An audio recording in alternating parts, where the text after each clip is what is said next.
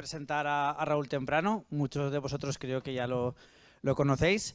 Su reputación también le precede. Es vicepresidente actual de Anetae. También hace trabajos de consultoría turística y tiene una amplia experiencia como gerente de una empresa, también referencia en Castilla y León, que es Hueco, que entre otros productos tienen la cueva de Valporquero, que os sonará también de espeleobarranquismo en Valporquero. Nada, agradecerle. Seguro que nuestra ponencia no va a dejar a nadie indiferente, siempre se las prepara y son muy instructivas, por así decirlo. Y nada, muchísimas gracias por estar aquí. Pues muchas gracias a ti, muchas gracias a todos. Gracias. Bueno, pues gracias por invitarme, que aquí se está siempre como en casa. Además ya estamos así como entre amigos, porque ya nos conocemos todos y da gusto venir, ¿no? Que yo sé que es muy mala hora, pero que sepáis que la asociación, por lo visto, ha dotado, tenéis como un servicio sanitario, me habéis dicho algo así, ¿no? Que sí. O sea, si alguien se encuentra mal, que como que pierde conocimiento, que levante la mano, y creo que hay alguien que se encarga de recoger por ahí a la gente o algo así, ¿no? Bueno, a ver, yo os vengo a hablar de relaciones laborales en el turismo activo y el ecoturismo.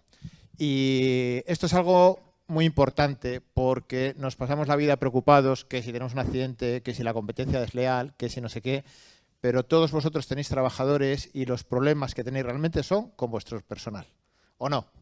Este verano habéis tenido problemas con vuestro personal, con vuestros compañeros, con vuestros socios, que si autónomos, que si no sé qué. Esto es, bueno, el consuelo que tenéis es que no es porque seáis de turismo activo, es que todas las empresas, históricamente todos los equipos de trabajo, el mayor foco de conflictos es las relaciones entre las personas y entre los trabajadores. Los equipos de trabajo suelen ser un gran foco de conflicto, pero porque las familias también tienen conflictos, los grupos de amigos tienen conflictos y es habitual esto. Entonces, la relación laboral, y sobre todo en los últimos tiempos, pues es un foco de conflicto. Entonces, es algo habitual. Lo que pasa es que siempre el turismo activo pues parece que ha sido una cosa como de compañeros, de amigos. Muchas veces hemos vinculado el compañero de cordada, el compañero de, ¿no?, de afición, luego a la empresa, y esto pues a veces nos ha causado luego problemas, ¿no?, que creo que todos reconocéis. ¿Cuántos de los que estáis aquí tenéis trabajadores? A ver, levantad la mano. Ahora que no entre el sanitario, que estamos preguntando.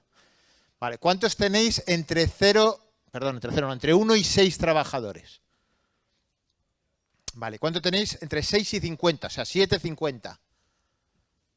50 y entre 50 y 100. Vale, ¿cuántos sois vosotros solos como autónomo? Perfecto. Bueno, este pequeño estudio estadístico nos vale para enfocar un poco la presentación. Bueno, la idea es esta, mirad. No sé dónde tengo que dirigir esto. Ahí está. La idea es esta. Yo voy a hablar solo de 3 cosas, porque podríamos hablar de muchas cosas, de laboral, pero solo de 3 cosas. ¿Qué van a ser? Los convenios colectivos. A ver cómo aplicamos esto al turismo activo, porque hay mucho lío, que si no hay un convenio colectivo, que si sí lo hay. ¿Cómo hacemos esto? ¿Vale? Los contratos que le hacemos al personal y sobre todo, cómo trabajamos este tema del contrato fijo discontinuo. Esto del llamamiento, de cuando si le llamo y no viene al trabajador, si este problema que todos tenéis, que muchas veces yo recibo a veces llamadas, ¿no? ¿Cómo se hace todo esto? Y después la situación de los autónomos, los falsos autónomos, que es que contrato siempre al mismo que es autónomo, cómo funciona todo eso. Estos 3 asuntos, que si quedan muy claros, yo creo que son 3 asuntos importantes, ¿no?, que le pasan habitualmente a las empresas. Yo voy a intentar contaros esto sin caer en inexactitudes, pero contarlo en un idioma que no sea jurídico, o sea, para personas que no tienen un conocimiento laboral ni jurídico, ¿de acuerdo? O sea, que voy a intentar moverme en este lenguaje no jurídico, pero no inexacto. O sea, que si hay algún laboralista en la sala, pues que me permita a veces recurrir a un lenguaje coloquial y de calle para intentar ser coloquial y cordial, ¿vale? Venga. Tengo que deciros también que aquí en estas charlas suele haber mucha casuística individual y acabamos muchas veces en las historias de mi cuñado. No, es que mi cuñado, es que yo tengo una vez, me dijeron, pues esto es imposible solucionarlo aquí. Luego, si queréis, tomamos una caña y ya cada uno pues me cuenta su historia y yo os diré, pues no tengo ni idea. Pero o sea, es imposible que aquí veamos caso por caso luego, pues a mí una vez me pasó, entonces os puedo hablar de cosas generales, ¿vale? Pero de cosas concretas de cada uno en toda España, pues es muy difícil. Pero bueno, vamos a ver. Lo primero, ¿Qué es esta movida del Estatuto de los Trabajadores, del convenio colectivo? Que es que si no hay convenio colectivo yo no lo aplico, que yo solo aplico el Estatuto de los Trabajadores. ¿Cómo es este rollo? Que pasa muchas veces en el turismo activo. Bueno, básicamente hay como 3 niveles en todo esto. El primer nivel es el Estatuto de los Trabajadores. El Estatuto de los Trabajadores es una ley y es obligatoria. Punto. Todo el mundo tiene que hacer lo que pone el Estatuto de los Trabajadores. Es un real decreto legislativo, es una ley que hay que cumplir y se acabó. O sea, no se puede hacer nada que no ponga el Estatuto de los Trabajadores. ¿De acuerdo? Ya está. Por debajo de este marco regulador obligatorio para todos los trabajadores de España, hay un derecho, que es un acuerdo, un derecho que tienen los trabajadores de pactar con sus empresas, que son los convenios. Eso es un derecho del trabajador.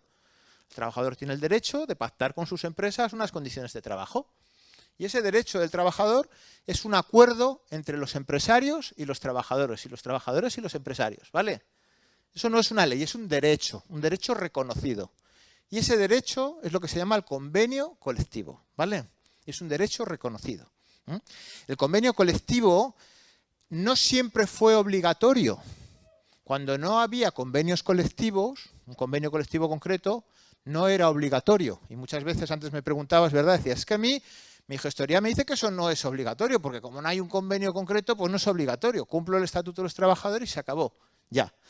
Pero de un tiempo a esta parte, el Ministerio de Trabajo y los inspectores de trabajo obligan a aplicar un convenio colectivo. Y si no hay un convenio colectivo propio del sector, lo que te dicen es que apliques el más parecido o el que se refiera a algo parecido a lo que hacen y que lo adaptes, ¿de acuerdo? Y concretamente, y esto os lo digo para que toméis nota y se lo digáis a vuestros gestores cuando te digan, no, es que esto no es obligatorio, concretamente, esto se ve en un boletín. Mirad, la administración se relaciona con las empresas mediante unos cauces concretos, que son boletines, ¿vale? Concretamente, hay un boletín que es el boletín RED. Hay un sistema que es el sistema RED, por el cual se relaciona la administración, el Ministerio de Trabajo, la Seguridad Social, se relaciona con las empresas, se informa. Y hay un boletín, y esos boletines son públicos, podéis entrar en internet y lo veis. Pues hay un boletín, el boletín RED 5 del 2018, donde se obliga a comunicar el código del convenio de la Seguridad Social cuando se da el alta del trabajador autónomo. Entonces ahí hay un espacio donde tienes que poner el código del convenio. ¿Qué ocurre? Pues que hay trabajadores autónomos, como este señor que viene aquí de Euskadi, que ¿cuándo te diste tú de alta? No lo digas, que eso es una cosa... Tú, como empresa, ¿cuándo la diste de alta? Pues hace mucho, o sea, se hacía la mili con lanza. En el 95, pues claro, evidentemente de aquella no existía esto. Si no ha habido ninguna variación, pues tú has ido arrastrando eso. Eso no quiere decir que tú mañana tengas una inspección de trabajo o una modificación de algo y te requieran actualizar esto. ¿Me explico? Porque esto que estoy hablando, esta obligación es desde el 2018. ¿Entendéis? Entonces a muchas empresas os lo están exigiendo y a otras no. ¿De acuerdo? Pero no solo eso. Por ejemplo, cuando haces una remisión electrónica, cuando mandas cualquier tipo de documento electrónico al Ministerio de Trabajo, por ejemplo, si hay varios convenios, si tú tienes, imagínate, muchos de vosotros tenéis un albergue, ¿no? Y en el albergue dais comidas y alojamiento, y además tenéis una empresa de turismo activo. Esto quiere decir que tenéis trabajadores que están en un régimen de hostelería y que además tenéis trabajadores que hacen actividades. Por lo tanto, tenéis varios convenios. Hay unos trabajadores que trabajan en hostelería porque son camareros, cocineros, por ejemplo, ¿no? Y hay otros que son monitores. Pues cuando hay varios convenios, en esas comunicaciones que se hacen al Ministerio de Trabajo, por ejemplo, hay una acción, hay una pequeña casilla que pone ACT, que significa anotación convenio trabajador, donde tú tienes que meter el código del convenio. ¿Lo veis? O sea, esa acción, que es electrónica, no queda vacía, tienes que meterlo. Esto no lo tenía yo tan preparado, pero es que me has calentado tú antes de entrar, que me ha dicho, es que me ha dicho en la gestoría que no es obligatorio. He dicho, ¿cómo que no, hombre? Me he picado yo. O sea, os quiero decir que, o sea, no solo es obligatorio, o sea, es que es un trámite que hay que hacer. Nosotros no lo hacemos porque estamos por ahí con la periega y las cuerdas, pero cuando en tu gestoría haces un alta al trabajador, te van a pedir un código de convenio. ¿De acuerdo? ¿Qué ocurre? Como no hay un convenio colectivo de turismo activo, se tira de un convenio que tiene un ámbito funcional parecido. Y ahora vamos a ver qué es un ámbito funcional, ¿vale? ¿Qué es esto del ámbito funcional de los convenios? Vamos a intentar explicarlo todo aquí. Venga, entendido, ¿no?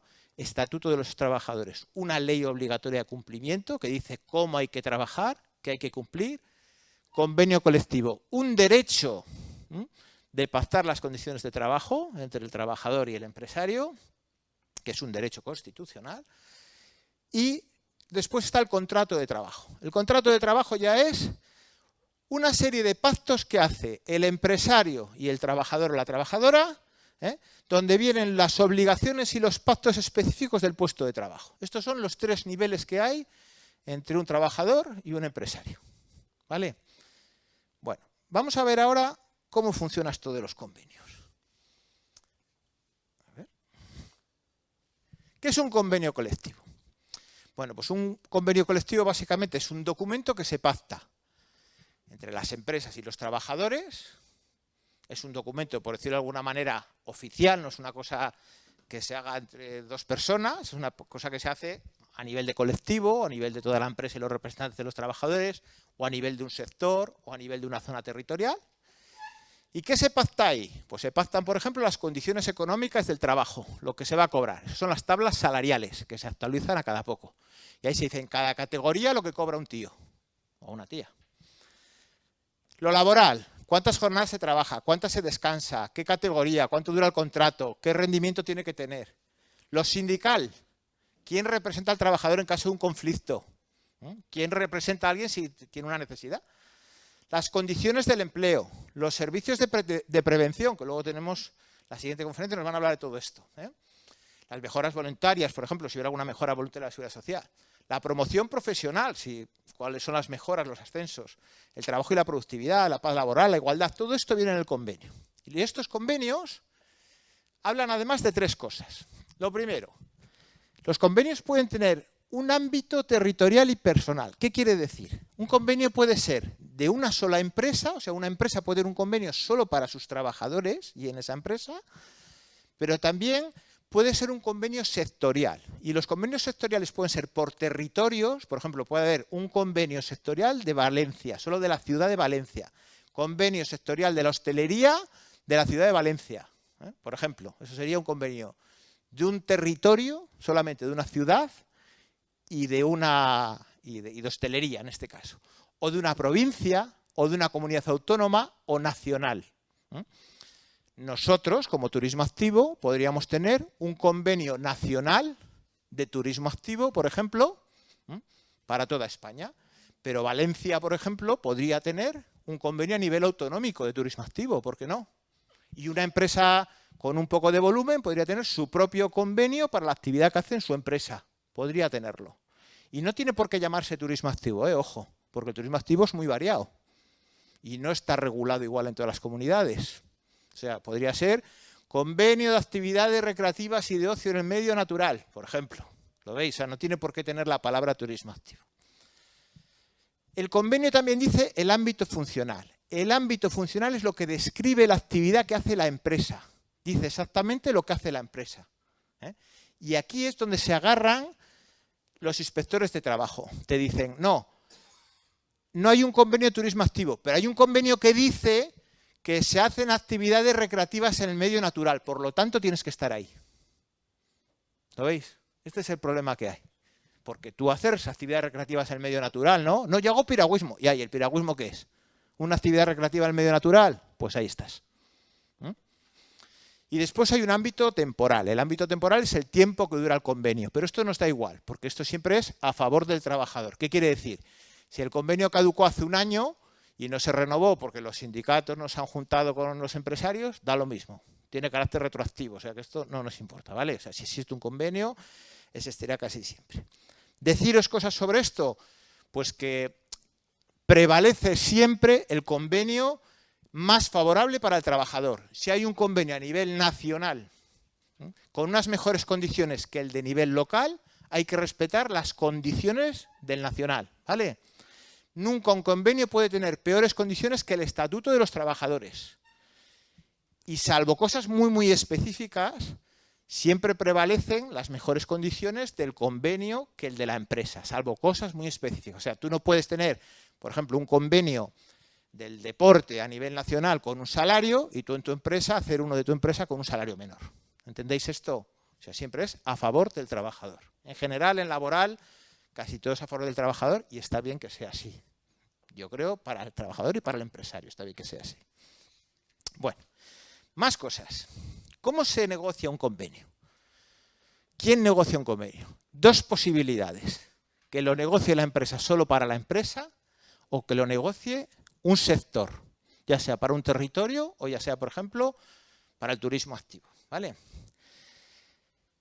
Para que lo negocie la empresa hay que hacer lo que se llama una comisión. ¿Qué es esto? Por un lado, el empresario y quien lo represente, o sea, vosotros y quien elijáis vosotros, ¿vale? Y por otro lado, el personal y quien lo represente. Para esto, para este tema del personal, es clave la pregunta que os he hecho antes. ¿Cuántos tenéis una empresa entre 1 y 6 trabajadores? ¿Cuánto tenéis una empresa entre 10 y 50? ¿O cuánto tenéis más de 50? ¿Por qué?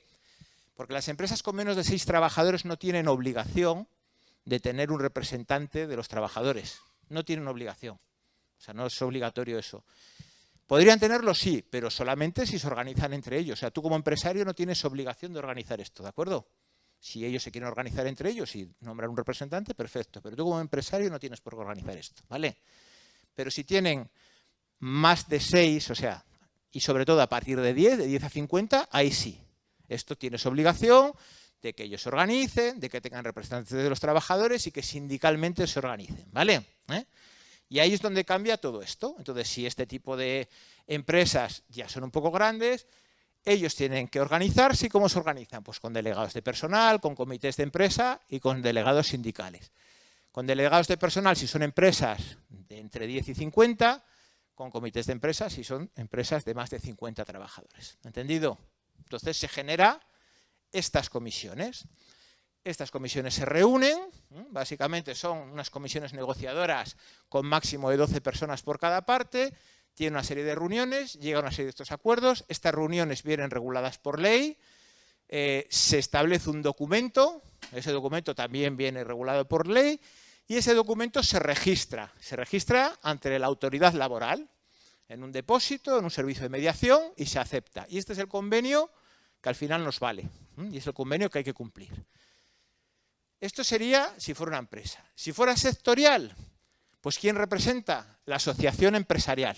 Si fuera, por ejemplo, un sector. ANETA podría hacer eso a nivel de España, la Asociación de Empresarios de Euskadi podría hacerlo a nivel de Euskadi, la Asociación de Empresarios de Valencia podría hacerlo a nivel solo de Valencia, Ciudad Activa podría hacerlo a nivel de comunidad, podría hacerse. Lo mismo, habría que hacer una comisión, habría que demostrar que la asociación representa un porcentaje de más del 10% del sector. Y después los sindicatos que representen el ámbito geográfico representarían a los trabajadores. Lo mismo, habría una serie de reuniones, se haría una serie de documentos. Esto es un proceso lento, tedioso, no es un proceso fácil y sobre todo no es fácil en empresas y en sectores muy definidos. Imaginaros en el turismo activo. Yo he estado en algún proceso que se ha intentado de estos y es un proceso complicado, un convenio. Y lo mismo, se hace esto y se registra. Este es el procedimiento para hacer un convenio, ¿vale? Entonces, ¿cómo sabes tú qué convenio tienes que aplicar? Una vez que tienes todo esto, en el caso de que no hay un convenio particular, como es ahora el caso, ¿cómo sé yo qué convenio tengo que aplicar a mi empresa? ¿Cuántos de vosotros tenéis un convenio concreto? ¿Estáis aplicando un convenio? Bien, ¿cuál estáis aplicando vosotras, por ejemplo? El de gimnasio, sí, deportivo. ¿Y vosotros? No sé, que es el mismo que el de gimnasio, es el deportivo. ¿Y vosotros, por ahí? Ocio educativo, que es el mismo monitor. Vale, pues ya los dos que aplicamos todos, o deportivo, ocio educativo. ¿Cómo sé por qué uno y por qué otro? Si todos somos turismo activo, ¿por qué uno estáis en uno y por qué otro estáis en otro? Bueno, pues esto es lo que hay que mirar. Lo primero que hay que mirar es el objeto social. El objeto social de vuestras empresas, básicamente, cuando sois sociedades, viene en las escrituras. En las escrituras se define lo que hacéis. El notario que las ha hecho ha definido las cosas que hacéis. Ese objeto social tiene que estar descrito en el ámbito funcional del convenio. El ámbito funcional describe los trabajos que hacen los trabajadores. Si coincide el objeto social de vuestra empresa con el ámbito funcional, pues ahí estáis, ¿vale? Los códigos del impuesto a actividades económicas y del CENAE. Pero esto no es muy importante. Aquí es donde estamos siempre volviéndonos locos con el CENAE, pero no es muy importante, ya lo veréis. Bueno, pues hay una serie de códigos que básicamente clasifican la actividad económica de las empresas, pues vuestro código del IAE y del CENAE es importante, ¿vale? No es lo más, pero es importante. La actividad que habéis comunicado cuando disteis de alta la apertura de vuestro centro de trabajo y declaraste la inscripción en la Seguridad Social. Esto es importante también. La función concreta de los trabajadores, ¿qué es lo que hacen concretamente? Porque igual tú tienes un trabajador que ha estado de alta como monitor de escalada, pero es que la mitad de los días del año está con niños trabajando. Entonces esto es lo que tenéis que hacer realmente, hay que pensar, ¿qué es lo que está haciendo mi trabajador? Porque no está haciendo una actividad deportiva de escalada, está haciendo actividades educativas en un rocódromo. Esto es lo que tienes que pensar, ¿cuál es la actividad concreta? Los materiales que utilizáis. Porque no, es que hace escalada, sí, pero en el almacén hay sobre todo pinturas de cara de niños, balones, juegos, porque hacéis escalada, pero hacéis una actividad tipo gincana para niños, ¿no? Y las instalaciones. Todo esto es lo que te define un convenio. Y todo esto sobre todo vinculado al ámbito funcional, que es lo que describe el convenio. Si tenéis dudas, se puede hacer una consulta. ¿A quién se consulta? A la Comisión Consultiva Nacional de Convenios Colectivos. Esto ponéis en internet y ahí viene.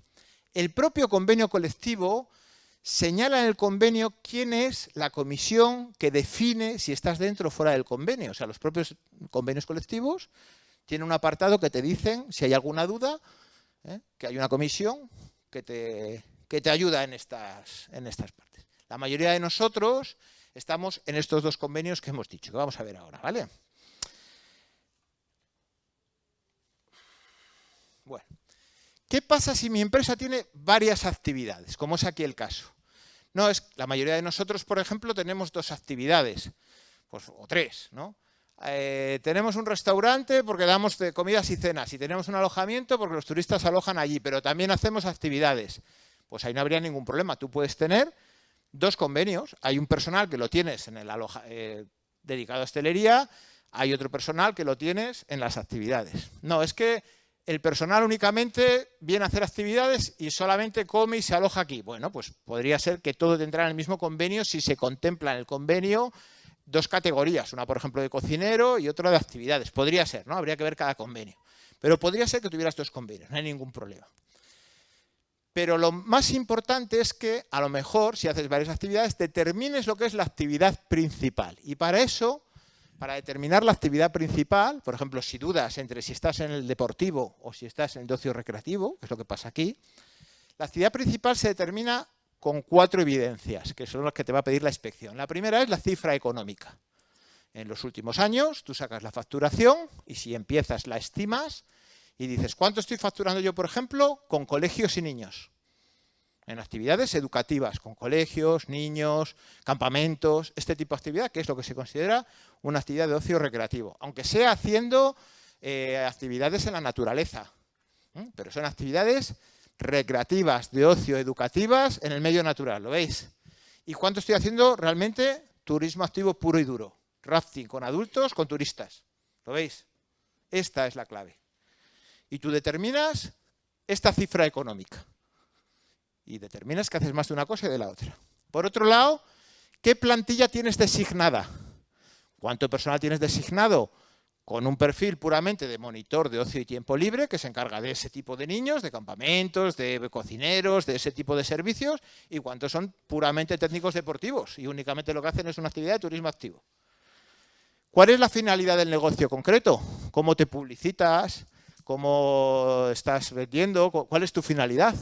Hombre, si te llamas Granja Escuela El Niño Feliz, pues cambia un poco la película, ¿no? Pero si tu nombre es Aventura Extrema en Piragua, pues no vayas vendiéndome que vendes actividad educativa. ¿Entendéis esto?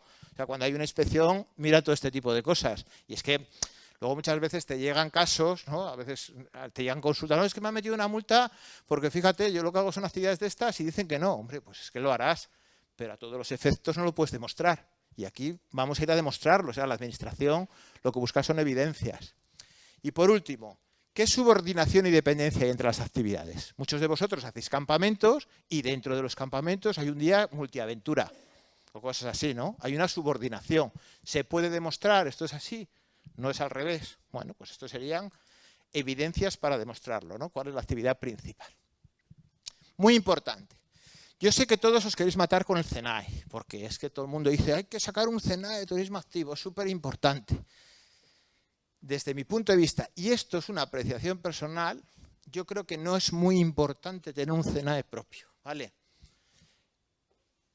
El CENAE es un indicio de aproximación a un colectivo.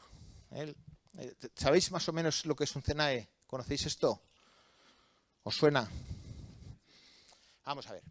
Hay dos códigos básicamente que determinan la actividad, dos epígrafes que determinan la actividad que hace una empresa. Uno de ellos es el IAE, que es un impuesto, el impuesto a actividades económicas, que es por el cual te cobran en función de la actividad económica que hace. Para pagar eso hay que tener mucha pasta, o sea, hay que vender más de 1 millón al año. Me imagino que la mayoría de los que estáis aquí pagáis esto, ¿no? Vale. Y hay otra cosa que es un CENAE, ¿vale? El CENAE simplemente es, pues bueno, una especie de catálogo que lo que hace es que clasifica las actividades económicas que hay, que en principio sobre todo tiene una evidencia estadística para saber cómo se mueve la economía, ¿de acuerdo? Para sacar datos sobre la economía. Estos datos, lo que nos dice trabajo es que es un dato que, bueno, que es importante, pero que no es lo más importante. Y esto incluso nos lo determina, una vez más, en un texto. O sea, hay un informe red que dice esto. Lo más importante no es el CENAE, lo más importante es el ámbito funcional. O sea, que no importa que estés en uno o en otro, lo importante es el ámbito funcional. Entonces, por ahí muchas veces me dicen, no, es que yo no puedo ir a un convenio porque no tengo el CENAE. Pues yo lo dudo mucho. Yo creo que es todo lo demás. Mira a ver cuáles son tus escrituras, mira a ver qué volumen de negocio tienes, mira a ver todo eso. Porque solo por el CENAE es muy difícil que no estés en un convenio, ¿vale? Entonces, luchar a muerte para que nos pongan un CENAE de turismo activo lo veo muy difícil. Porque el turismo activo es muchas cosas. Turismo activo es ir en un velero, es ir en una piragua, es caminar por un bosque a enseñar a los niños un pájaro, es escalar, es muchas cosas. Entonces, el concepto que tenemos de turismo activo no es el concepto que tiene un inspector de Hacienda o un inspector de trabajo. Tenéis que entender esto. Entonces, no es fácil, ¿eh? Yo le daría una vuelta a esto. Y sobre todo, luego vincular cosas como el IVA al CENAE, yo lo veo difícil administrativamente y fiscalmente, ¿vale? Entonces, no os comáis la cabeza mucho con el CENAE, que el CENAE no tiene que ver mucho con los convenios. Tiene que ver, pero no es clave. El pacto, concretamente, si os interesa de esto, del tema del CENAE, es sobre todo una sentencia que es la que genera esta jurisprudencia, que es del Tribunal Superior de Justicia del 11/9 de 2003, ¿vale? Si tenéis mucho interés en esto, la persona que os lleva las cuentas y el CENAE y todo esto, que os comará la cabeza, le decís que consulte esa sentencia. Bueno, y ahora vamos a los dos convenios concretos. El primero es el de instalaciones deportivas y gimnasios, el convenio estatal, que es donde estáis vosotras, por ejemplo, ¿no? Vale, esto es un convenio que se hace para los trabajadores de las instalaciones deportivas y los gimnasios, como bien hemos dicho. ¿Qué pasa? Que en el ámbito funcional, o sea, donde se describe la actividad que se hace en estos sitios, que diréis, ¿qué tiene que ver esto con lo que yo hago? ¿Qué tiene que ver? Si no tiene nada que ver. Bueno, pues es que en el ámbito funcional, que es el artículo 1, que es lo que se describe que hace el trabajador, dice: la práctica física, recreativa o de ocio deportivo, ya sea fines lúdicos, ya sean con fines didácticos o ambos a la vez.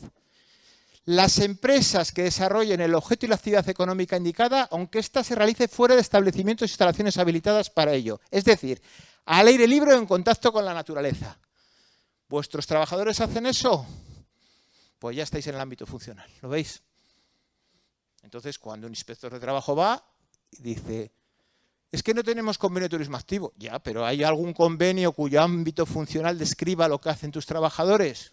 Sí, pero no tiene nada que ver con lo que hago. ¿Cómo que no? ¿Hacen eso o no? Sí, pues ya está, escríbete ahí. ¿Qué pasa?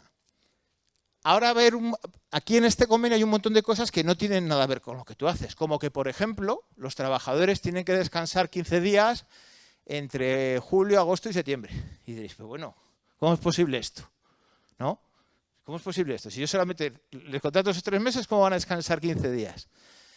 Bueno, pues porque en los convenios hay cláusulas de las que te puedes desprender. ¿Qué quiere decir esto?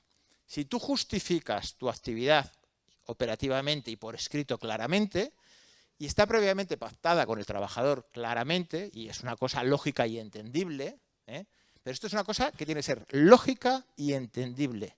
Pactada previamente, tú te puedes desprender de ese tipo de cosas. Pero esto no es una cosa que de repente a ti se te ocurra.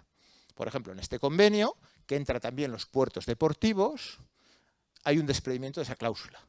Y se le da otra opción al trabajador, que es, en vez de todos los años, cada 2 o cada 3. O rotando, ¿lo veis? O sea, hay esa posibilidad de pactar y de negociar. Pero esto es previamente y con buena fe, no posteriormente. ¿Entendéis? Pero bueno, como me imagino que sabréis, la gente a veces quiere coger vacaciones en verano, no todo el mundo se dedica. Yo conozco a una persona que no se dedica al turismo activo y que quiere, por ejemplo, irse de verano de vacaciones. Entonces hay que entender que hay gente que a lo mejor quiere eso y hay que respetarlo también. ¿Qué pasa con el del ocio educativo y animación sociocultural? Este está pensado, dime.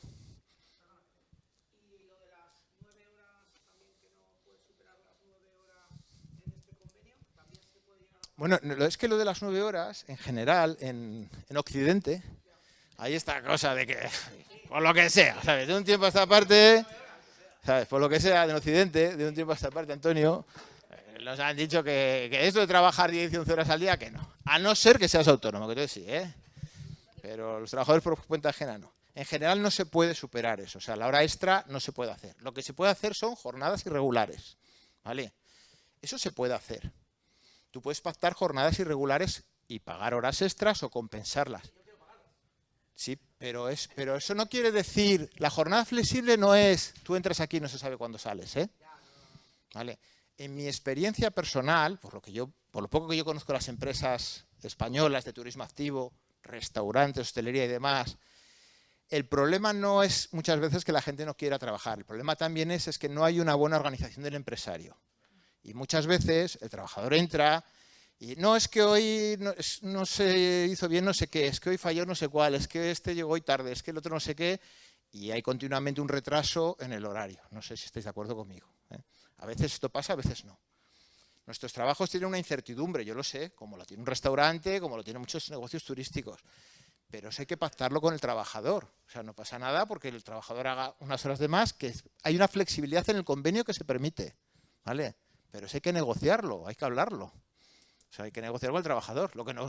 Eso de trabajar 10 horas al día todo el verano, olvídate. Pero ni aquí ni en ningún lado. Pero hay días, porque hay días en los alquileres que desde ya se sabe que son 10, 11 horas y tengo que buscar una persona que haga un turno de 2 horas para ese horario, cuando el trabajador quisiera estar ese día, que a lo mejor es un día a la semana.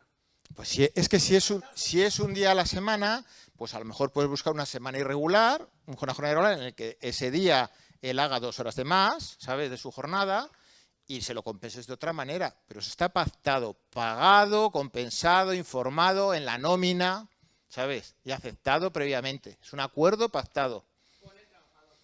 Con el trabajador, pactado previamente, hablado con él en el momento de la contratación. Entonces no, claro, no. Claro. No. Tú tienes una jornada completa, un trabajador con una jornada completa y ahí hay una jornada flexible, que tú podrías trabajar flexiblemente, pero ¿cómo vas a tener una persona a tiempo parcial y encima se lo flexibilizas? Sí, una pregunta, ¿prevalece el convenio o el Estatuto de los Trabajadores? El Estatuto de los Trabajadores no es que prevalezca, es que es una ley, es de obligado cumplimiento, punto. O sea, no se puede hacer nada en contra del Estatuto de los Trabajadores. O sea, prevalece el Estatuto Siempre. sobre el convenio, vale. Siempre, en cualquier caso. A ver, igual me buscas una vuelta ahí de algo muy concreto en una situación muy puntual, pero en general el Estatuto de los Trabajadores es una ley que hay que cumplir. Se acabó. Sobre esas cláusulas de las que te puedes desprender del convenio, debería de ser interesante que estuvieran ya firmadas en el contrato en cláusulas Por supuesto. adicionales. No, eso no te desprendes así sin más. tú haces un escrito en el que te desprendes por escrito de unas cláusulas concretas del convenio y las presentas a la autoridad laboral. ¿Entendéis? No es que tú de repente por tu cuenta lo hagas. Tú eso lo presentas previamente a la autoridad laboral. Justificas los motivos operativos por los que tu empresa hace eso. Tú a lo mejor en este convenio no tienes horas nocturnas, pero tu empresa por lo que sea trabaja de noche. Por lo que sea. ¿Sabes? Porque te dedicas a la reparación de farolas por la noche. ¿Me explico? Y tienes que tener unas horas nocturnas, entonces tú tienes un turno de noche. Ya está. Lo explicas, lo haces, lo compensas, como sea, y lo regulas. Pues perfecto. Mira, este convenio regula eso, campamentos de verano de 15 días. Y lo que te regula es, ¿en un campamento de verano 15 días un monitor tiene que trabajar 24 horas 15 días seguidas? No. No. Eso solamente pasa en algunos sitios pues por ejemplo, de pequeños pueblos de la China, en talleres ilegales en sótanos, punto, no pasa. Y aquí no debería pasar eso. ¿Qué ocurre? Aquí en este propio convenio ya viene el horario de trabajo y luego viene que ese monitor come con los niños, por ejemplo. ¿Qué es lo que ocurre? Bueno, pues es un horario en el que él está disponible. ¿Que duerme en el sitio? Es un horario en el que él está disponible, ¿sabes? Que la realidad luego es que él pues se tiene que levantar por la noche por venir, se pone mal, lo que tú quieras, pero es disponible. ¿Que tiene que hacer una actividad por la noche después de la cena? Pues es un horario de disponibilidad. ¿Que se le paga? A unas tarifas diferentes. ¿Que trabaja el sábado y el domingo? Se le paga una tarifa diferente. ¿Que ha generado tantos festivos que ha tenido que trabajar durante los 15 días? Se le pagan y se le compensan con días libres. ¿Me explico? Entonces, ¿que ha trabajado 15 días? Pues le tendrás que pagar 19. Porque ha acumulado sus días de descanso. Pero eso está todo aquí regulado. Y eso se lo tienes que explicar y lo tienes que hacer. Y no sale tan caro, ¿eh? Y hay que explicarlo bien, hacerlo bien. Y así no tendremos problemas. Y esto además te va a valer para cuando vayas a un concurso público con el ayuntamiento de no sé cuántos a vender el campamento y te llegue la típica empresa que vende aquello a un precio que dices, pero ¿cómo es posible? Impugnes el concurso porque digas, no, a este precio esta empresa no puede ofertar este campamento porque es por debajo de convenio. ¿Lo veis? Y fuera, impugnado. ¿Entendéis esto? ¿Sabéis lo que os quiero decir, no? En un concurso público no se puede hacer... Hay unas ofertas de riesgo y otras que son por debajo del convenio. Entonces, eso no se puede hacer, pero claro, tenemos que jugar todos con las mismas reglas que son los convenios laborales. Bueno, a lo que voy. El convenio colectivo estatal del ocio educativo, lo que te dice en su ámbito funcional, para que entendáis por qué se os mete aquí, es prestación de servicios de ocio educativo, animación sociocultural dirigidas a infancia y juventud, personas adultas y personas mayores. Y lo que te dice aquí es que, por ejemplo, interpretación ambiental, programas de educación ambiental, equipamientos y actividades asimilables a los anteriores, servicios educativos al aire libre en el entorno natural y urbano. Bueno, pues veis que aquí, por ejemplo, pues todos los que hacéis actividades de ecoturismo, actividades en el medio natural, actividades con niños, con colegios, todo esto nos cabría aquí. Incluso si lo que hacéis, vuestra actividad principal es esta, y luego hacéis otras actividades de turismo activo, pues podríamos estar aquí, en este convenio. Perdón, si queréis hacer una foto. Esto es descargarte el convenio, ¿eh? Te viene textual, ¿vale? Es un boletín. Para mí, este es más complicado y te tienes que realmente dedicar. Tu mayor volumen tiene que ser educativo, o sea, aquí no hay engaño. Si tu mayor volumen es deportivo y de turismo activo, aquí no entras. Las cosas como son, tienes que estar en el otro. Pero si tu mayor volumen es realmente educativo, de educación ambiental, de actividades educativas en el medio natural, aquí entras. ¿Por qué no? Es que es el ideal. ¿Vale? Y aquí sí te cabe la gente. Vale. Bueno, esto es lo que os hablo de acuerdos de inaplicación de los convenios colectivos, ¿vale? En el caso de que haya alguna cláusula que sea inaplicable por el sistema de trabajo que tenéis. Esto no es sencillo, pero hay que pactarlo bien. Lo que es muy difícil de inaplicar y no os lo van a aceptar nunca son los salarios. No hay acuerdos de inaplicación de los salarios, ¿vale? Punto. Eso no es así. El resto de las cosas, pues bueno, las jornadas de trabajo puede haber modificaciones siempre que se cumpla los estatutos, ¿vale? Los horarios, el régimen de trabajo a turno, esas cosas se podrían justificar. Bueno, soluciones entonces. La primera, negociar un convenio colectivo propio. Que ANETAE, por ejemplo, o cualquier asociación se ponga a negociar un convenio, que vosotros como empresa negociéis un convenio. Desde mi punto de vista, cuidadito con esto, que igual el niño que nos sale súper feo. No, es verdad, cuidadito. Porque un convenio no es una cosa fácil. Y ahora poneros nosotros, pequeños empresarios del mundo de la naturaleza, vamos a ir a pegarnos con sindicalistas de toda la vida, con una fuerza que no veas, con abogados laborales y demás. Cuidadito con lo que nos puede salir ahí. ¿Sabéis lo que os quiero decir? Cuidadito. A lo mejor no nos sale. La segunda, redefinir la actividad principal, revisar cada una de vuestras empresas, adiós, y redefinir vuestra actividad principal, valorar bien lo que estáis haciendo, porque a lo mejor vuestra actividad principal no es la que creéis, es la que más os gusta o la que os gustaría tener, pero no es la principal. Y la tercera, pensad en los acuerdos de inaplicación. A lo mejor podéis, el convenio que hay, darle una vuelta y negociar unos acuerdos de inaplicación y adaptarlo. Y esto puede ser interesante. El convenio, los dos convenios que os he enseñado no están mal, tienen buenas tablas salariales. Para el empresario tienen tablas de mínimos salariales interesantes, pero el empresario nunca tiene que pagar el mínimo, porque por el mínimo no se queda nadie en tu empresa. ¿Entendéis? Hay que pagar bien y hay que pedir a la gente que trabaje bien. Entonces, a partir de ahí, tú puedes ir arriba. Y hay que cobrar bien, claro que sí. Hay que cobrar bien, hay que pagar bien, hay que currar bien. Así es como funcionan los negocios. Bueno, vamos a hablar ahora de cómo son los contratos. Hemos hablado de cómo son los convenios y cómo son los estatutos. Cómo funciona un contrato entre un trabajador y una empresa, ¿vale? Bueno, desde mi punto de vista hay 3 asuntos claves que se nos olvidan en los contratos. Creemos que contratar a un trabajador es ¿qué pasa, tío? ¿Qué tal? Nada, pues ya ves la movida, aquí a tope con el río y con esto, ya sí, venga, lo llevamos un par de días, vemos que el tío funciona, qué majo, pues sí, qué tal, qué pum. Nada, que te llamo a la gestoría y ya te dice lo que tienes que llevar. Y esto es contratar a un tío. Y esto es el problemón de siempre.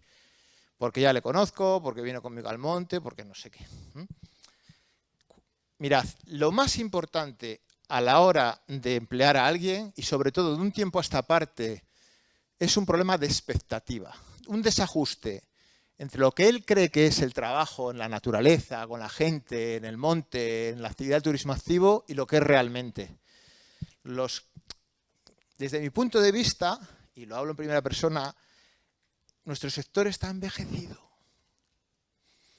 Y si no, mirad lo que hay aquí. Esto es verdad. O sea, la gente cree que estos somos todos tíos jóvenes y deportistas y tal. Pero mirad la media de edad que tenemos ya por aquí, En los últimos años, el sector empieza a tirar de años para arriba. La gente joven que nos llega ya no es gente habituada a lo que hacíamos nosotros cuando teníamos 20 años. Es otro rollo. Entonces ya no tiene la expectativa de lo que es el medio natural que nosotros vivíamos, las actividades que nosotros vivíamos. Cuando contratas a alguien, hay que explicar muy bien las cosas. Tienen que entender muy bien lo que es el puesto de trabajo y lo que es el trabajo. Y lo que es el ámbito funcional del trabajo, o sea, lo que hay que hacer. Porque el turismo activo no solamente es escalar y trepar, ir con la gente y todo el mundo se lo pasa guay. También es barrer, recoger el almacén, limpiar neoprenos, cargar piraguas, este tipo de cosas. Y eso es casi tan importante como lo otro.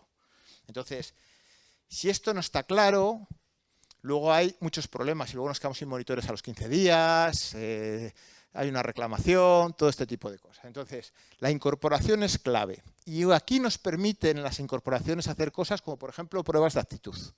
Esto es una cosa que podemos hacer los empresarios. Podemos coger a un tío y hacer una prueba de actitud, que puede ser una entrevista, pero que también puede ser una prueba de actitud. O sea, tú puedes hacer una prueba física y ver cómo un tío funciona. Puedes hacer un periodo de prueba, puedes ver cómo una persona habla a un grupo, puedes hacer cosas de este tipo. Puedes tenerle un periodo de prueba, tranquilamente. Puedes tener 2 o 3 días de prueba, se lo tienes que pagar. Pero puedes tenerle y probarle. Y puedes hacer un preaviso de cese voluntario. Todo esto lo puedes hacer sin ningún problema. Si te vale, estupendo. Y si no te vale, pues no pasa nada.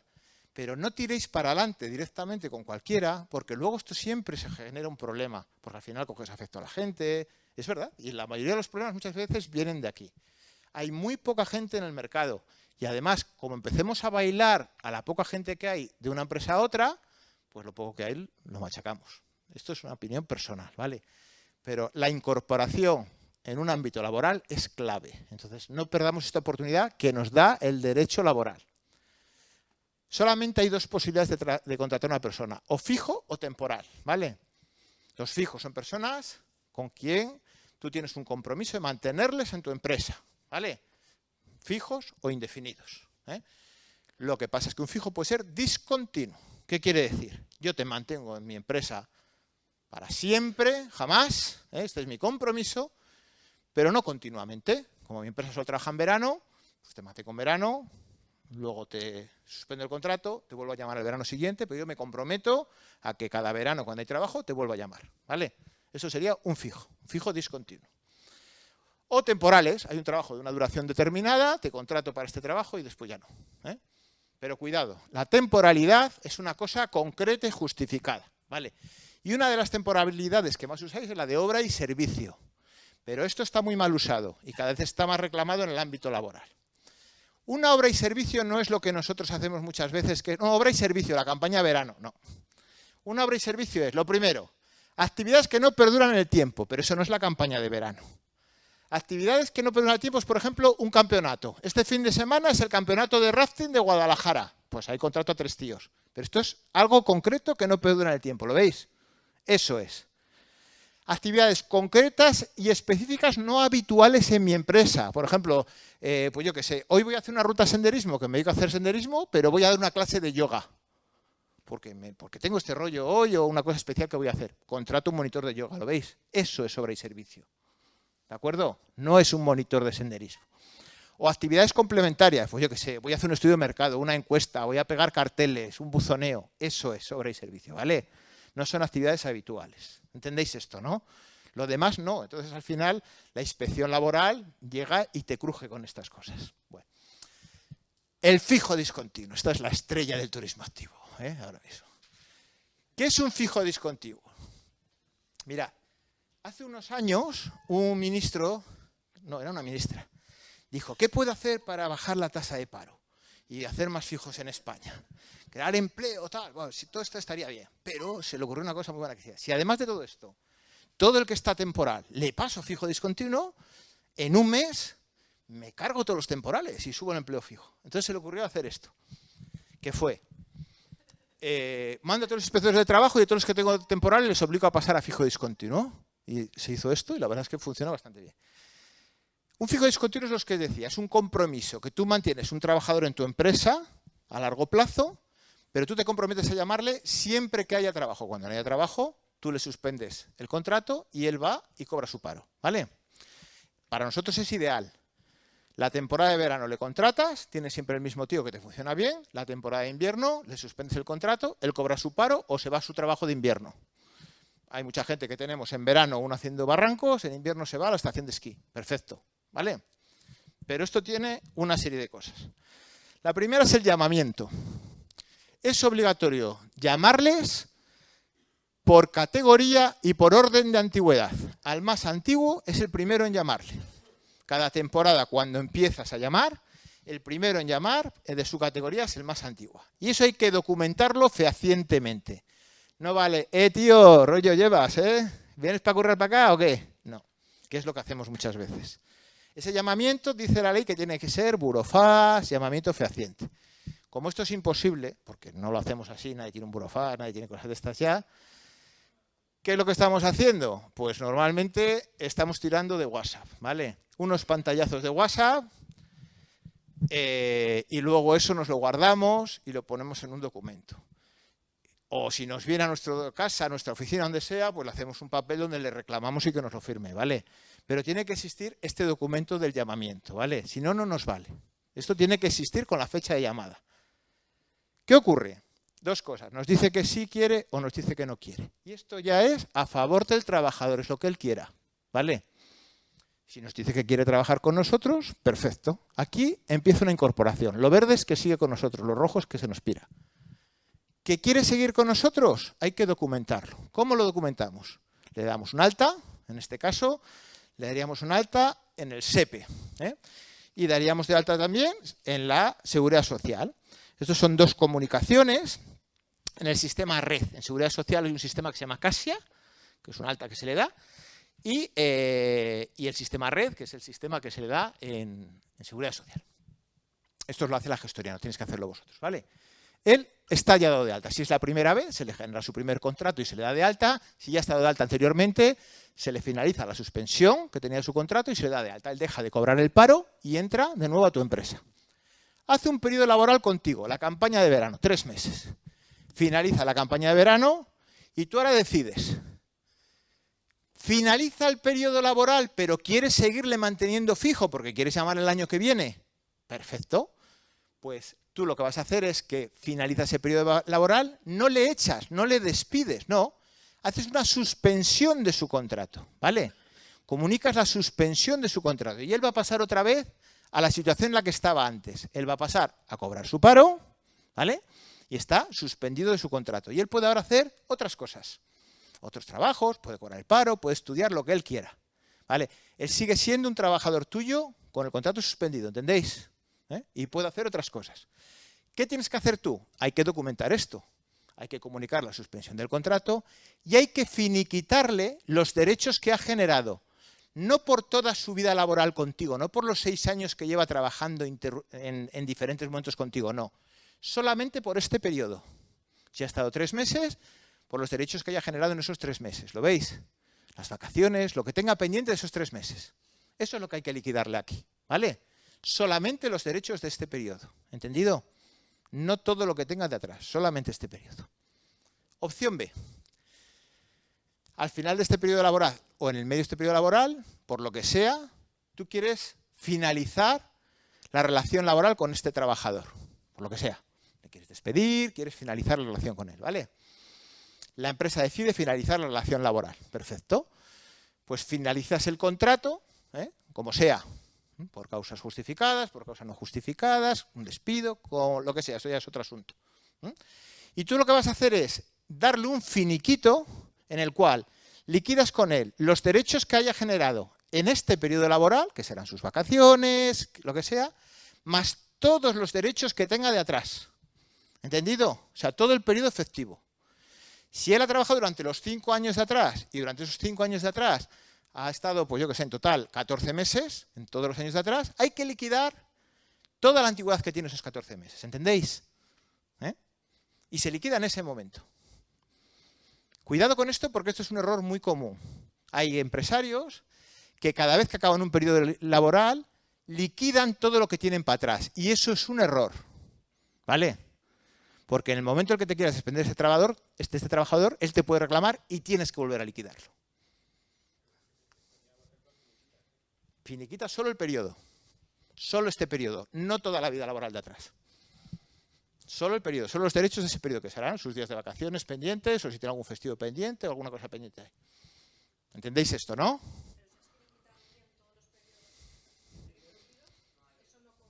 No. Si has finiquitado bien todos los periodos interrumpidos y el trabajador se va y no te lo quiere reclamar, pues aquí no pasará nada. Si el trabajador se va y lo normal y lo lógico es que te lleve un acto de conciliación porque no estará de acuerdo porque lo has despedido y te reclama eso, pues probablemente lo tengas que volver a pagar. Porque la obligación de pago es tuya, ¿entiendes? Él tiene el derecho a cobrarlo. Lo que tú ya le has pagado antes, se lo has pagado por lo que tú se lo has querido pagar, ¿entiendes? Pero la obligación de pago es aquí y es tuya.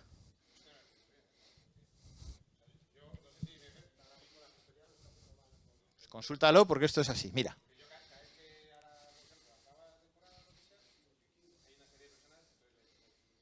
Pero les finiquitas, tú acabas la temporada aquí y tú le finiquitas lo de este periodo. Pero tú sigues teniendo a este trabajador. Sí, pero solamente de este periodo. Las obligaciones de este periodo, ¿entendido? No de todos los años que tengas para atrás con él. Y tú sigues teniendo la obligación con este trabajador del año que viene llamarle el primero. ¿Lo ves? Ahora, tú imagínate que quieres ya no llamarle nunca más. Le liquidas completamente. Exactamente. Claro, es este proceso. Es este proceso. Si tú quieres hacer un despido, quieres liquidar a este trabajador, tú aquí lo que tienes que hacer es finalizar el contrato como te dé la gana, por despido procedente, por despido improcedente, como tú quieras, ¿vale? Y le tienes que finiquitar no solamente lo que tenga pendiente de este periodo, sino de toda la antigüedad que tenga de atrás.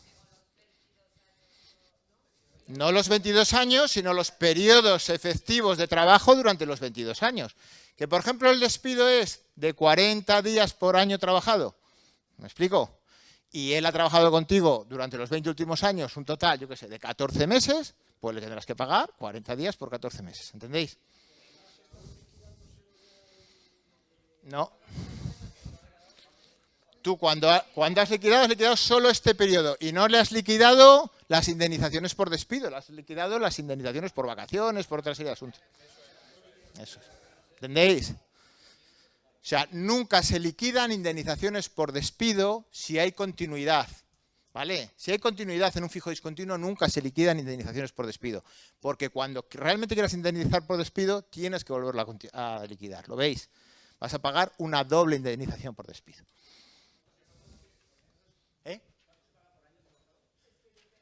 Depende, eso ya depende de la condición del despido.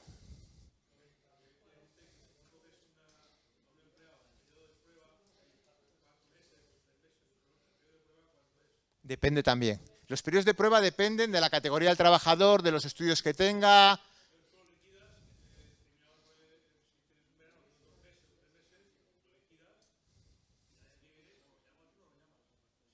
Si es en periodo de prueba, no. En periodo de prueba no hay obligación. ¿Eh? No te digo.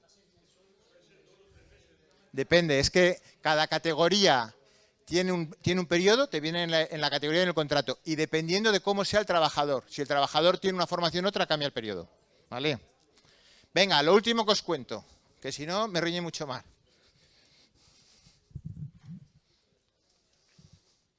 Bueno, autónomos. ¿Cuántos sois autónomos? Si sentís a veces un dolor, como en el pecho que se te agarra, que estás así viendo la tele, como un ahogo, ¿sabes? Flatulencia, descolgamiento, eso es muchas veces porque eres autónomo, no es que estés malo ni nada, ¿vale? Posibilidades de ser autónomo. Los autónomos no tienen nada que ver con los trabajadores. El otro día me decía en una charla de estas que a ver cuándo sacaban el estatuto de los autónomos, porque claro, que es que joder, que a ver si se controlaban ya las jornadas de los autónomos y los derechos de los autónomos. Bueno, pues lo siento mucho, pero los autónomos tenemos nuestro estatuto de los autónomos. Pero los autónomos, cada uno trabaja lo que le da la gana y como le da la gana. O sea, no hay tope de nada. Esto es así. ¿Que no os gusta? Pues no sois autónomos, ¿vale? Entonces, hay varias posibilidades para ser autónomo y todos estamos dentro de este RETA, ¿vale? ¿Qué es esto del RETA? El régimen especial de trabajadores autónomos, que es básicamente donde tú pagas tu seguridad social. Posibilidades. Trabajas dentro de una empresa. ¿Cuántos trabajáis dentro de una empresa y sois autónomos? Venga. ¿Trabajas tú solo o con unos empleados que tienes? ¿Cuántos? Y autónomo. Venga. O trabajas casi siempre para un único cliente. Solo trabajas para un cliente. 3 posibilidades. Venga. Trabajas dentro de una empresa. Posibilidades. Autónomos societarios. Si eres autónomo y has montado una sociedad para pagar por medio de la sociedad, porque no quieres que el día que te salgan malas cosas te quiten tu casa, por ejemplo, bueno, pues es un autónomo societario. ¿Qué pasa? Que el Estado te obliga a darte alta como autónomo, pero tú realmente estás facturando todo por medio de una empresa. ¿De acuerdo? ¿Esto cuándo es? Cuando tienes más del 50% de la empresa a tu nombre o a nombre de familiares con los que convives. El 50% es de tu mujer y tú, por ejemplo, tu mujer y tus hijos, y convives con ellos, ¿vale? O tienes más del 30% de la empresa, me parece que es, a tu nombre. O tienes más del, no sé si el 14% y capacidad de decisión. Bueno, ¿entendéis esto, no? Tienes una sociedad a tu nombre y tienes poder sobre ella. Venga. O eres consejero administrador con el control de una empresa. Te obligan a ser autónomo, ¿vale? Siempre que estés con actividad en la empresa, o sea, que tú estés trabajando en la empresa, si no, no, ¿vale? O estás en una empresa familiar. Tú eres el hermano, por ejemplo, del que está en la empresa, cosas de este tipo. En ese caso tienes una bonificación, trabajas allí, hay una bonificación, pero tienes que darte de alta como autónomo. O, por ejemplo, sociedades colectivas, comunidades de bienes, pues esto tienes que darte como autónomo, ¿vale? Todo es autónomo. Venga. Siguiente posibilidad. ¿Trabajas tú solo? Pues te tienes que dar de alta como autónomo. Y puedes tener trabajadores. ¿Trabajas tú solo como profesional, lo que es, por ejemplo, un freelance? O un autónomo profesional, un abogado, un arquitecto. Bueno, pues esto es lo mismo, lo que pasa es que en vez de cotizar en el RETA, ellos tienen una mutualidad. Hay una mutualidad propia, le pagan a su mutualidad en vez de al registro. No tiene más, ¿vale? No tiene más historia. Ahora, esto es una movida que nos pasa en el turismo activo. El autónomo económicamente dependiente. Hay por ahí empresas que hacen lo siguiente. Dicen, no, yo no te voy a contratar como trabajador. Tú te das de alta como autónomo, yo te pago tanto y tú llevas a los clientes por ahí. Tú eres autónomo, me haces una factura y yo te pago. Esto lo habréis oído, ¿no? No pasa nada. Tú pagas lo tuyo, yo te pago más y ya está. Bueno, eso es un falso autónomo. No tiene nada que ver con un autónomo económicamente dependiente que es un trade. ¿Qué es un trade? Hay una figura que es el trade, que es el autónomo que solo trabaja para alguien. Si un autónomo solo trabaja para una única empresa, y ya ahora mismo, Mar, no me mires así, por Dios, si un autónomo solo trabaja por una única empresa, hay una serie de cosas que son obligatorias a hacer en un contrato. La primera, el 75% de sus ingresos es de un solo cliente. En ese caso, sí eres un trade, ¿vale? La segunda, tienes que hacer un contrato de autónomo económicamente dependiente y lo registras en trabajo, ¿vale? La tercera, no tienes trabajadores a tu cargo, ni subcontratas, ni tienes un establecimiento. Eres solamente un autónomo que trabaja solo para un cliente, ¿vale? Organizas el trabajo, el horario, la jornada, la remuneración con tus propios medios materiales e infraestructura. O sea, que si yo le hago las piraguas yo te hago las piraguas a ti, las piraguas las pongo yo. La furgoneta la pongo yo y el material lo pongo yo y los chalecos lo pongo yo. No voy yo y hago la actividad con tus piraguas. ¿Entendéis esto? Eso es un autónomo. No vale que yo voy, cojo tus piraguas y tus chalecos y hago la actividad con tus clientes. Eso es un falso autónomo. ¿Entendéis, no? Y la última. Yo trabajo diferenciado del resto de tu personal. Allí no hay nadie más. Esto que luego hay otros monitores y otra gente que son trabajadores tuyos, eso es un falso autónomo. ¿Entendéis esto? Entre 6.000 y 26.000 euros de multa. En Galicia, este verano, no sé si 26 personas han pillado en turismo. Es que esto es así, o sea, esto de contratar a alguien... No, porque con inspección de trabajo, ¿usted qué hace aquí? ¿Su contrato de trabajo? No, es que yo soy autónomo, me han contratado por esto. Ah, muy bien. Venga. Factura de los últimos clientes y del resto que tenga. No, es que no tengo. Ah, ¿el contrato? No, es que no tengo. Ah, muy bien. ¿Usted tiene un local? Sí. Ah, anda. ¿Dónde está su furgoneta? ¿Y sus piraguas? ¿Y su no sé qué? Ah, no, es que están aquí. Vaya. ¿Y este otro señor quién es? No, este sí es empleado. Vale, pues usted no es falso autónomo. Cada poco. Estas son las evidencias de la administración, ¿lo veis? Esto viene súper regulado el trade. Dime.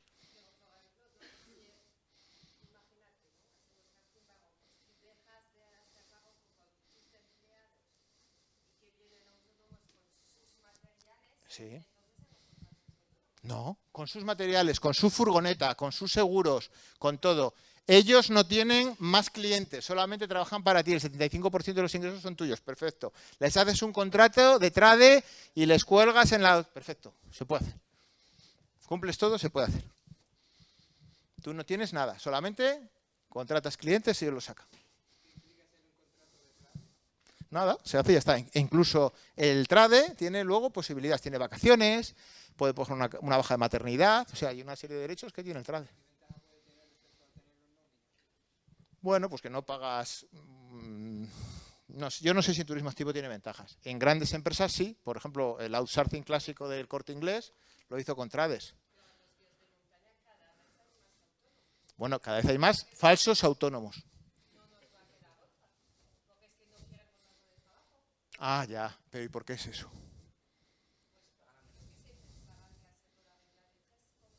Bueno, yo tengo una palabra que no voy a decir aquí, que empieza por fra y acaba por de. Yo creo que hay mucho fraude, hay mucha gente que lo que quiere es, no, porque si me haces contrato, no sé qué, es muy poco tiempo, me tengo que arder, ¿sabes? Yo creo que hay fraudes, y no es por los guías de montaña, es en general. Esto pasa en hostelería, pasa en muchas cosas. Hay una serie de circulaciones de dinero B. Claro, exactamente, porque queremos, como dice mi abuela, comer y sorber, queremos todo. Queremos tener los clientes míos más lo otro, pero no gastar en la furgoneta, pero tal. Esto es así, o sea, yo entiendo que cada uno puede hacer lo que quiera a su riesgo y ventura, pero la legislación es esta. No. Si hace lo mismo que tú, no. O sea, yo soy un autónomo y te estoy sacando un grupo y hay un empleado tuyo haciendo exactamente lo mismo, no. ¿Por qué no? Porque la ley dice eso. El trabajo tiene que ser diferenciado.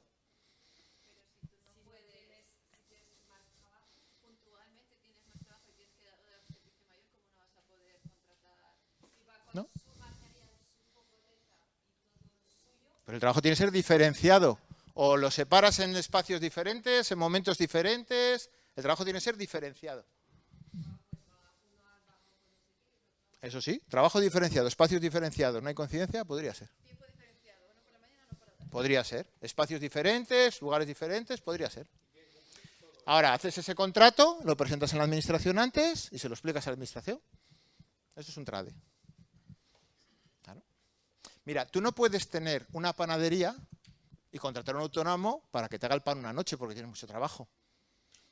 ¿A qué no? Tú no puedes tener, por ejemplo, una tienda que vendes zapatos y como tienes mucho lío en Navidad, contratas a un autónomo para que te venda zapatos. ¿A qué no? ¿Os imagináis eso? No. Lo que quieras, pero tú te imaginas, Inés, que tú tienes una zapatería y contratas a un autónomo para que te venga los zapatos el día de Reyes porque tiene mucho jaleo. ¿A qué no?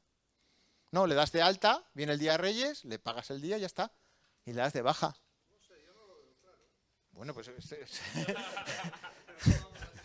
No, pero que yo no discuto, que tienes que discutir con el inspector de trabajo. Esto es una normativa, o sea, es una normativa. Sí, una empresa que te preste un servicio, sí.